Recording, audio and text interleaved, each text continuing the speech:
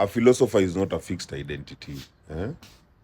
It is a momentary role. To label someone a philosopher is not to define their entire being. It is to acknowledge that in a specific moment, they are the ones generating insight. They are the ones offering perspective, or even inviting deeper thought. But the role of a philosopher is not fixed. It is in fact contextual, and very fluid. When you're the one who's reflecting, you're the one who's challenging or even offering a new perspective, then you are the philosopher at that moment. And when you're the one who's listening, you're the one who's receiving and allowing yourself to be challenged, then at that moment you're the student. And these roles can switch in an instant. True philosophical dialogue is a dance. It is not a lecture. Because the conversations are based on energetic exchanges, not performances.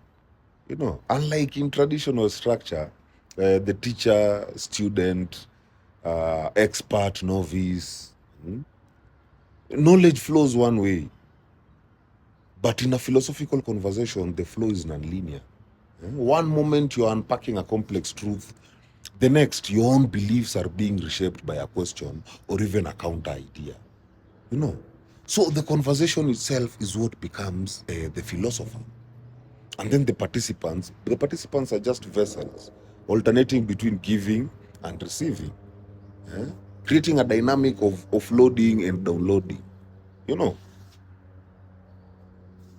Because when someone who's deeply reflective, a philosopher at that moment, when they speak, it can feel like they're offloading truths they have carried, truths that they have processed or even refined over time. This doesn't mean they seek agreement. It means they seek release. They seek exploration or even reprocessing.